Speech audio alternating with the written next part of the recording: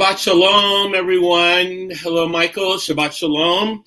You guys are going to have to forgive me if I sneeze. I'm having some crazy allergies tonight, which, is out of my control. But I had some great inspirations, and I'm excited to share them with you. I'm going to sing a song for starters.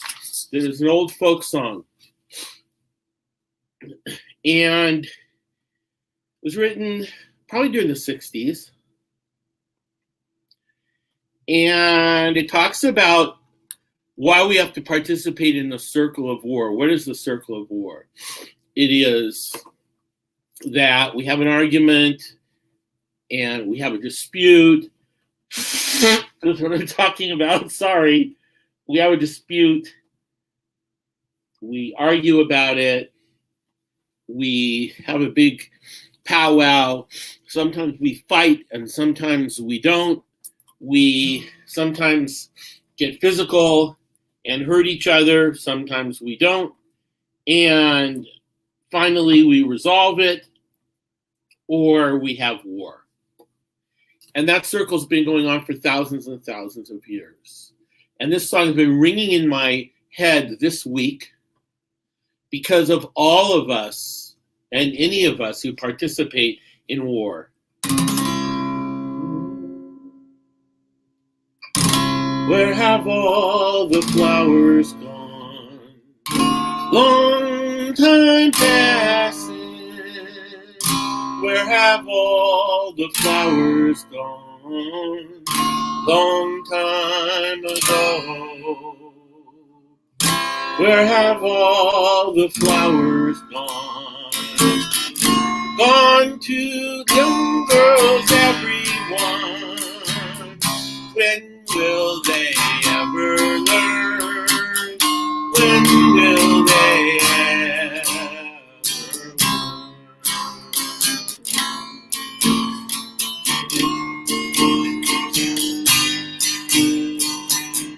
Where have all the young girls gone? Long time passing. Where have all the young girls gone? Long time ago. Where have all the young girls gone? To young men, everyone. When will they ever learn? When will they ever? We know that the lyrics of the song are, of course, dated, and we know young men go to young men and young girls go to young girls. But for the integrity of the song, I'm going to sing it, and I think you all know what it means. Where have all the young men gone? Long time passing. Where have all the young men gone? Long time ago. Where have all the young men gone? One, two, four, everyone. When will they ever learn? When will they ever learn?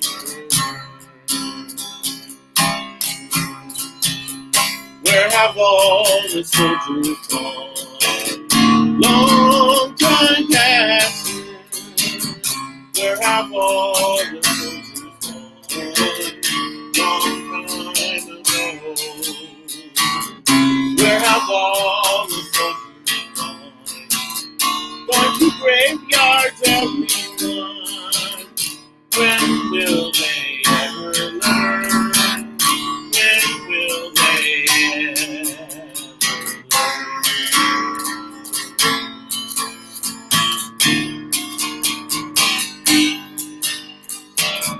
Where have all the graveyards gone? Long time passing. Where have all the graveyards gone? Long time ago. Where have all the graveyards gone? Gone to flowers, everyone. When will they ever learn?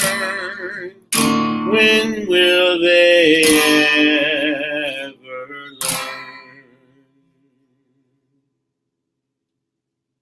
So it's a song about about war. And the war just keeps going in circles. And then when the war's all over, sometimes we feel it was worth it. And sometimes we feel it wasn't worth it. And I think after World War II, we all felt it was worth it. After Vietnam, we didn't know if it was worth anything.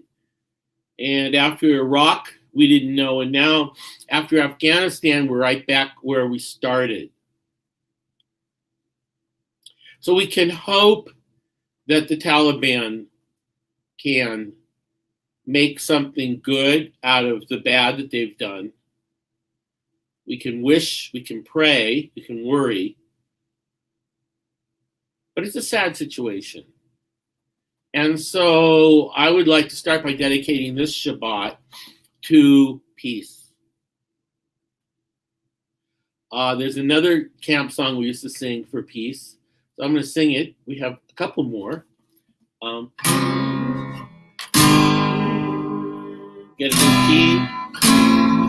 I don't know if anybody remembers this, but this is a good old peace song, so I'm going to sing it again. They all have the same chord progression. Isn't that interesting? What do we do when we want it more? Loud and so till the early morn. What do we do when we want it more? Loud and so till the early morn. Our hands are strong and our hearts are young. And a dreamer keeps a dreaming ages long. Keeps a dreaming ages long. Keeps a dreaming ages long. What did we do when we wanted a town? We hammered and we nailed till the sun went down. What did we do when we wanted a town? We hammered and we nailed till the sun went down. For our hands are strong and our hearts are young. And a dreamer keeps a dreaming ages long. Keeps a dreaming ages long. Keeps a dreaming ages long. What do we do when peace we want? And it's more than a pelican to build our plan. What do we do when it's peace we want? When it's more than a pelican to build our plan. We'll gather friends from the ends of the earth to lend a hand in this hour of birth. We'll bow, we'll pull, we'll hammer and we'll nail. We'll work all day till peace and drill. Our hands are strong and our hearts are young. And a dreamer keeps a dreaming ages long. Keeps a dreaming ages long. Keeps a dreaming ages long. Wow, some old camp peace songs, and they still ring true no matter what war it is. Hello, Phyllis, Shabbat Shalom. Hello, Michael, Shabbat Shalom. Hello, anybody who's there. Looking out at the sky, it's kind of a grayish, brownish blue. Not so pretty. Got fires all over the place. We got people who have been very sick. People who have passed. And it brings to bear the question of what is life really for? What is the purpose that we're here for? And what is good and what is bad? And is there any such thing as morality and ethics, values and virtues? I'm going to talk a little bit about that tonight. But first, I'm going to bless the candles. Baruch atah Adonai Eloheinu melech haolam asher kitshanu b'mitzvotav v'tzivanu le'adlik ner להדליק נר של שבת.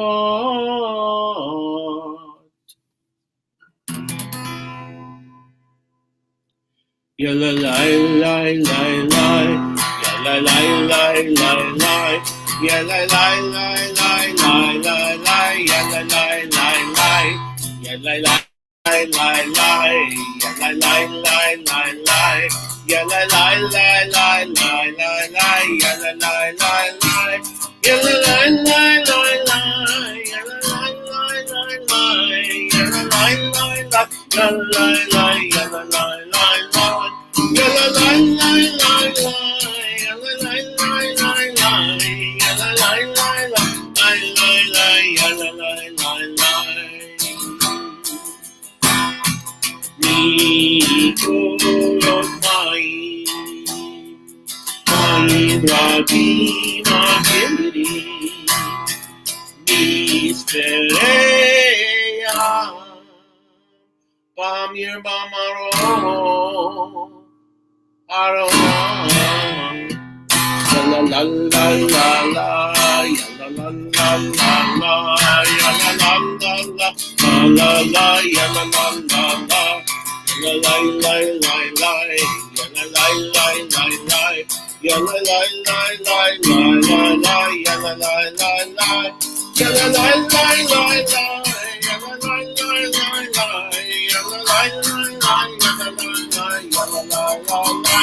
Yalla la la la la, yalla la la la la, yalla la la la la, yalla la la la.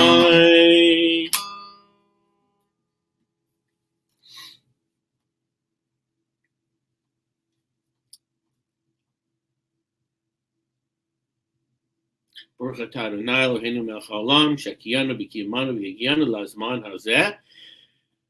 Thank you. We are grateful from having been brought all the way from back there to now. So I just listened to a drosh by a Hasidic rabbi, one of the many that I tune into on Chabad.org, about this week's parsha. And apparently it ends with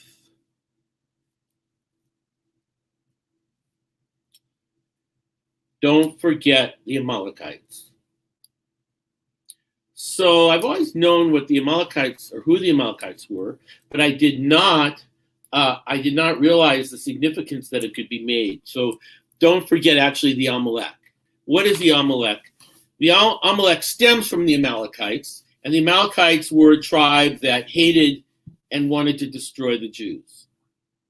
And they were so bad and so terrible that once they were sort of gotten rid of and there was victory over them, we knew as Jews that they would never go away. They might shrink down to nothing, but they would never go away. So through history, the Jewish history, anything that's been a threat to the Jewish people has reminded us, oh yeah, the Amalekites, the Amalek, Haman, Hitler, Mussolini, other names I will not mention. Fill in the blanks. But the Amalek is the proverbial enemy of the Jews.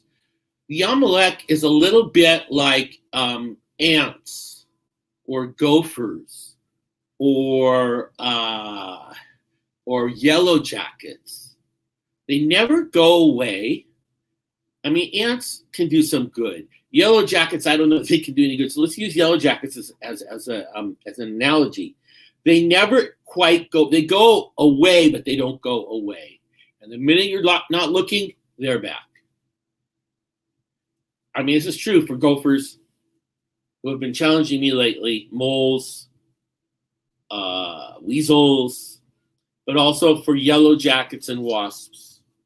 And so they're always, they almost go away, and you think they're gone, and the minute you forget about them, they're back.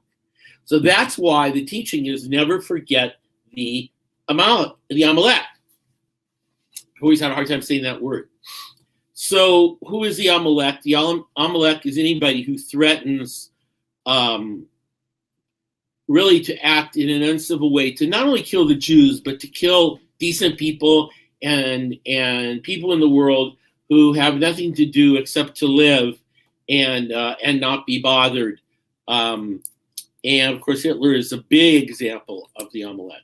So he parallels it, the rabbi parallels this, and he says, and it says every week, never forget the Shabbat.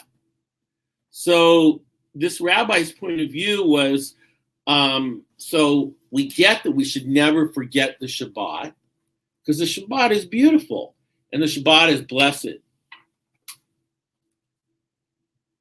But every time we remember the Amalek, we're sad, we're frightened, we're scared, we're worried. So how can you be commanded to never forget something blessed and never forget something very awful at the same time? And why isn't God strong enough to get rid of the Amalek? Right? Why can't God prevent the Amalek from doing the damage? Why can't God protect us and get the tyranny out? Why can't God prevent bad? And so every year I'm asked this question by my students around Yom HaShoah, the commemoration of the Holocaust. I'm asked, if there's a God, why was there the Holocaust? And this is a really good question. And I've always tried all kinds of answers, but the best answer I came up with recently was a what if. Because in terms of God, we know about God, but there's always a little bit of what if. So I said, what if God has infinite power to bless and engender and gestate good things, but can't stop bad things? What if we have a God that can make good things happen, but can't stop bad things? Well, that makes sense in terms of the Jewish concept of free will.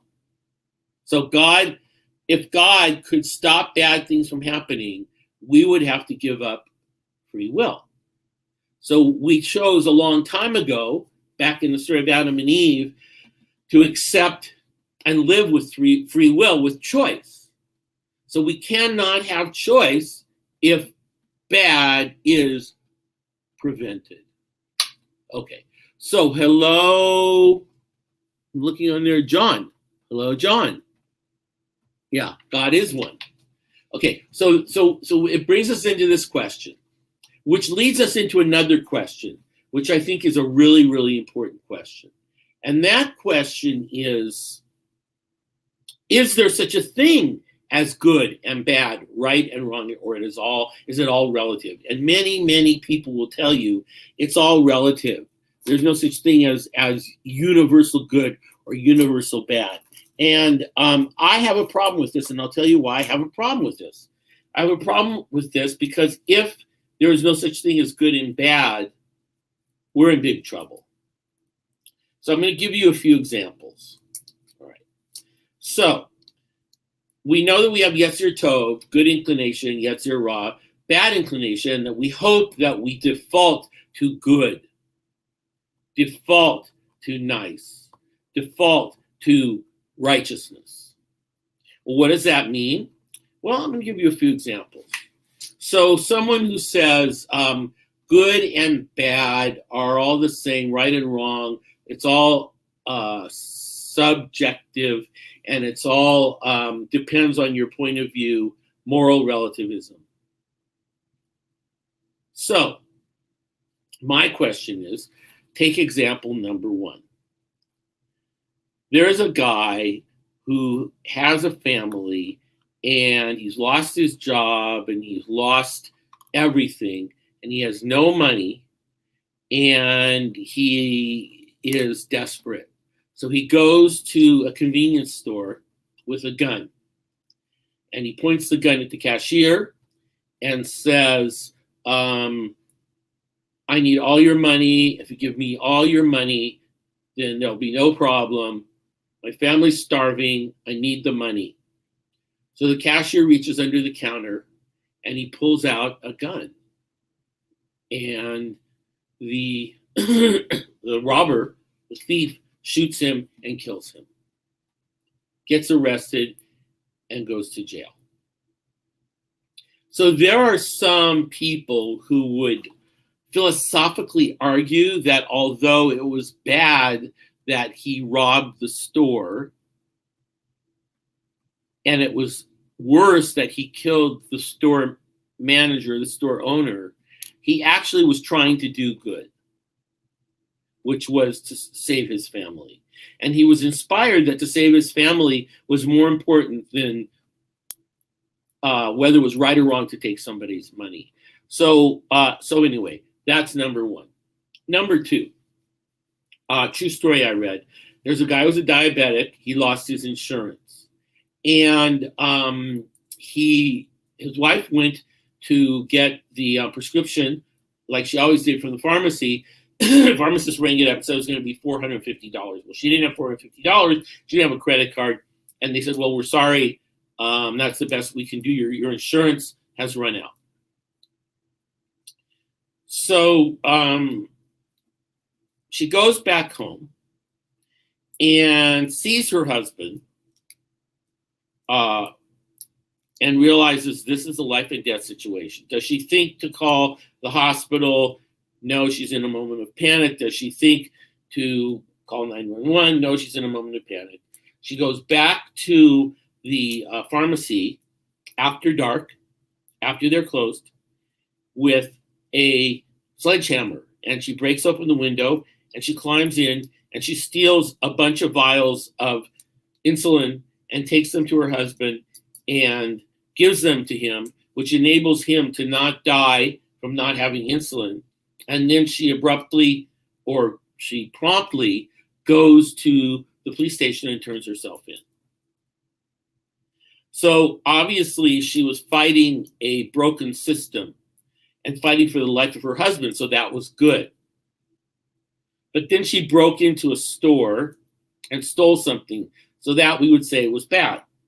But then she brought it back to her husband, which we would say is good. And then she turned herself in, which is to say she was good, so that was actually more good than bad. So some people would argue that she had a right to do that, or it was understandable that she would do that, and that it's the system that's broken and whatever. So I also asked a class, I've asked my class actually every year, the following scenario. You're in 10th grade. Your friend has not studied for the test. It's a really important test. They sit adjacent to you in a way that they could see your score, your answers, and copy them. Your friend offers you $100. It's not a great friend. It's sort of an acquaintance friend. Offers you $100 to not cover up your sheet and so they could copy the answers and get a good grade on the test. My guarantee is that in this story, you don't get busted. The teacher never knows. You don't get in trouble. Nobody gets in trouble. The cheating happens. The guy can get a good grade on his test, and there will be no penalty. So, how many of you take the $100? So the first question usually comes up is, well, is it a major test or a small test? Is it a pop quiz or a big test? Does the teacher grade on the curve? And all these subjective questions come up. And is the kid a friend? Or is he not? Is he a good friend or a bad friend? Is he a nice guy? It's about all these questions come up when, to me, the answer to the question is you don't cheat in that way. You don't ever cheat, but particularly for pay. And because you ignite a slippery slope that enables you to justify the cheating. So usually about 60 or 70% of the class raises their hand and says, yes, they would take the $100.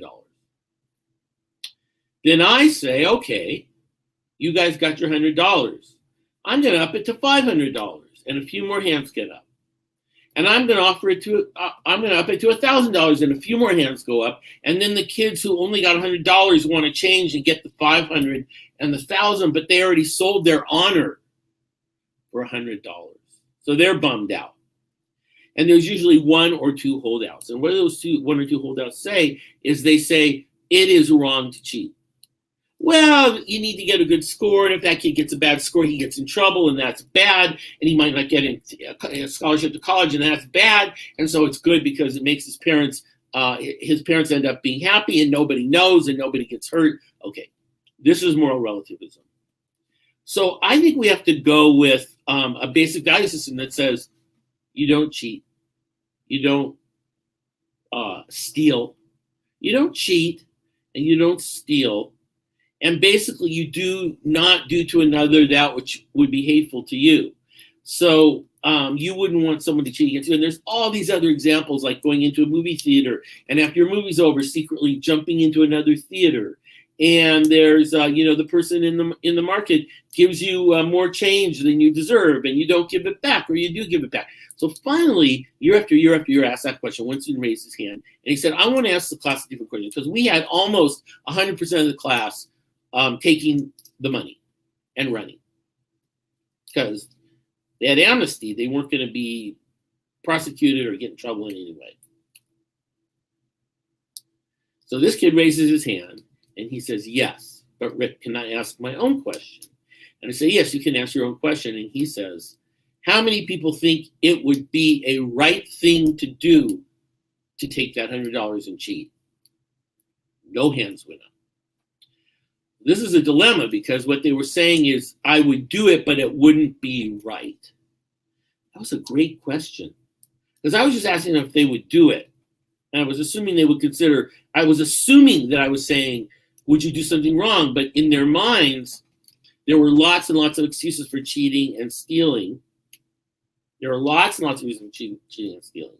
So what do we do about this? Well, we have the Yetzer Tov, the good inclination, the bad inclination, and all year long, we do things which would be considered good and things which would be considered bad. And I challenge that there is a line between good deeds and bad deeds, between righteousness and badness.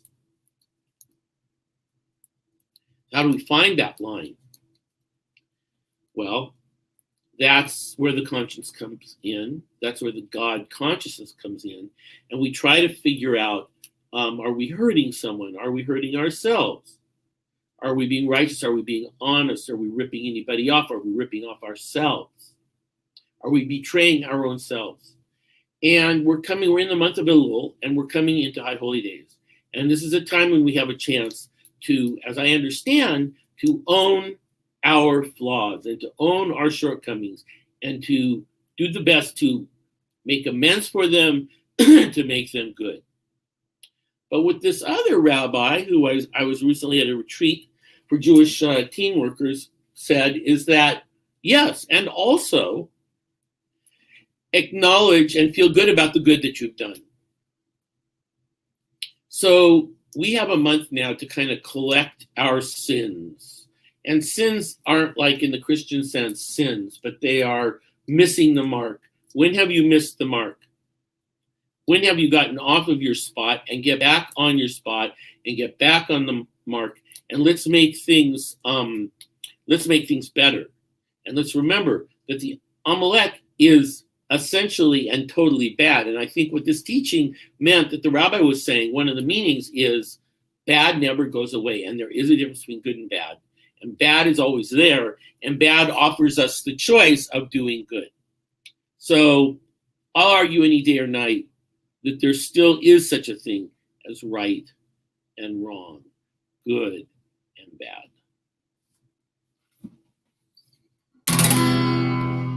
Ufros aleinu sukkot,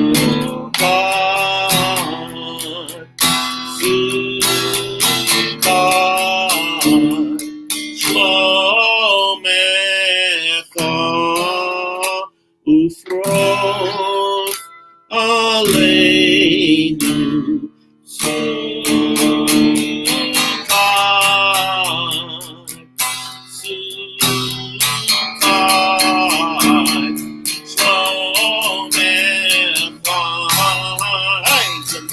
la la la la la la la la la la la la la la la la. There goes the sneezing. Actually, that was kind of a cough. Anyway, so how do we conduct tshuva, which means returning to ourselves? How do we return to ourselves? Is that we apologize, we make amends, and on the way back, if we can, we fix it. We make restitution. Shabbat is a good time to remember that, and maybe that's why the rabbis in the Torah says, never forget the Shabbat.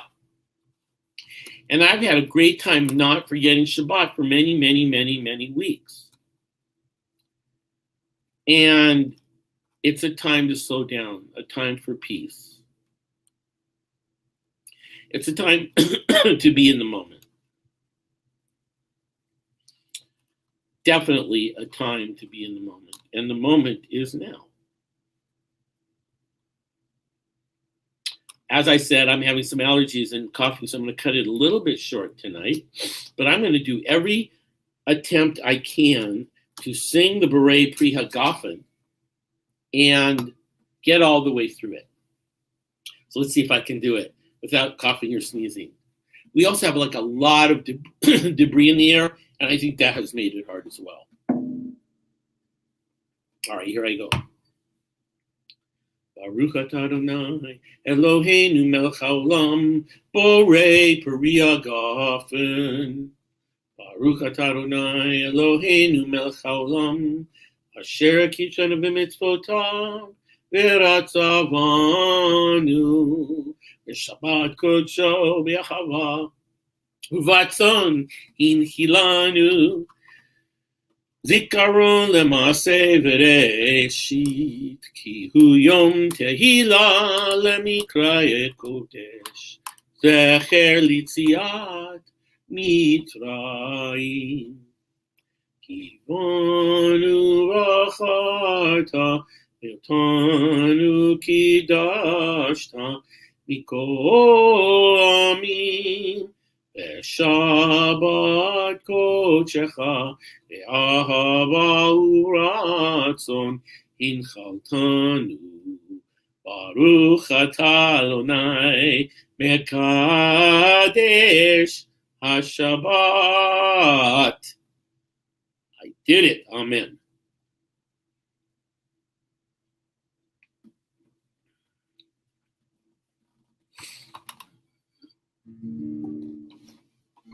I'll play a little guitar, a little meditation. I'm going to end with a blessing and look forward to seeing you next Shabbat. And also on, as you can see up in the corner, Rick Concoff's Coffee House, where, actually, I have to point to that corner. You point to the opposite corner. There we go. Rick Concoff's Coffee House, where I'll be doing some more stories this week and maybe a few songs too. Stories from my book I'm currently writing, or my one-man show I'm currently writing called On the Street, where I live stories of my youth and childhood and everything that contributed to it and some of the things that took away from it. But the whole shebang. Monday night, 6 o'clock.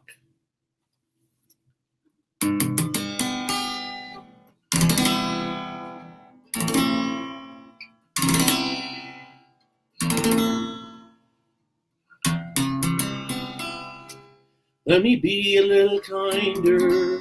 Let me be a little blinder to the faults of those around me. Let me praise a little more. Let me be, when I am weary, just a little bit more cheery. Think a little more of others and a little less of me. Let me be a little braver when temptation bids me wait. Let me try a little harder to be all that I can be. Let me be a little weaker with the brother that is weaker. Think a little more of others and a little less of me, and a little less of me. May your week be filled with happiness and joy. May your week be filled with kindness and understanding. May your week be filled with loving, unconditional loving kindness. May your week be filled with self-reflection. May your week be filled with apology. May your week be filled with forgiveness. I'm going to end with a Shema tonight. Let's see if we can get it in before I sneeze or cough. Not sick, it's allergies. Probably hear that all the time. I feel great, but I'm sneezing from the bottom of my soul, so who knows what that means. Better to share it as it's going on virtually than personally.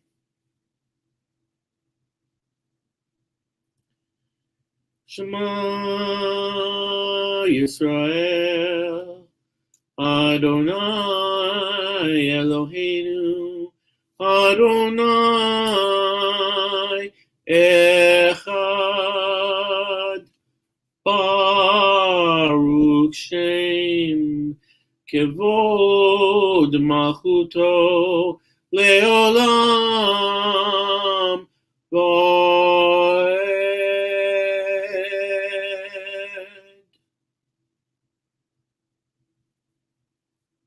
As John, who's watching tonight, tells us, God, whatever God is, what we know is that God is one and that we are one.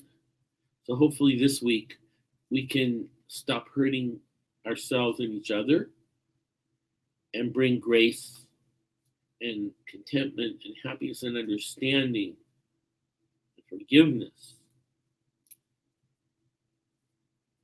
and contrition into the world. And I say amen. Bim bam, bim bim bim bam, bim bim bim bim bim bam. Shabbat shalom, Shabbat shalom, Shabbat Shabbat Shabbat Shabbat shalom, Shabbat shalom, Shabbat shalom, Shabbat Shabbat Shabbat Shabbat shalom.